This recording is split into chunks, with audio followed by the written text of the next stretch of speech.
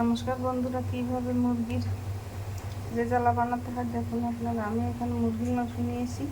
পেঁয়াজ, রসুন, আদা, গরম মশলা, হলুদ, মরিচ, দারচিনি, এলাচ, তেজপাতা, লবণ, তেল সব এক এক টেবিল চামচ দিয়ে মেরিনেট করে আধা ঘন্টা রেখেছি। এখানে পেঁয়াজ কুচি নিয়েছি, এখানে আলু কেটে ভাজা দিয়ে দিয়েছি।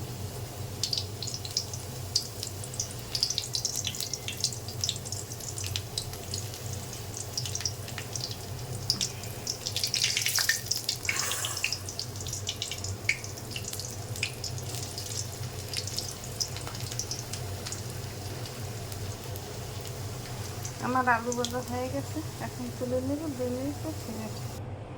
2 মিনিট পর ফিরে এসে 3 টেবিল চামচ তেল দিয়ে নিয়েছি। তেলের মধ্যে কিছু ভাজা দেবো। 2 মিনিট পর ফিরে আসি। 2 মিনিট পর ফিরে এসে পেঁয়াজ ভাজা বাদামি কালার হয়ে গেছে। এখন মাংস দিয়ে দেবো।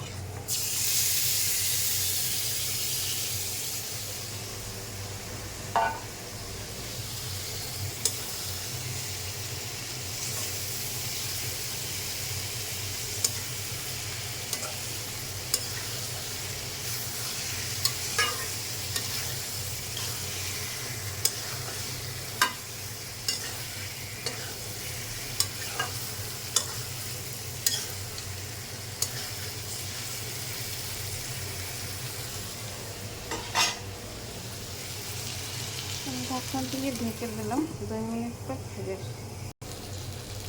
2 মিনিট পর ফিরে আসি। আমার মাংস ভাজা হয়ে গেছে।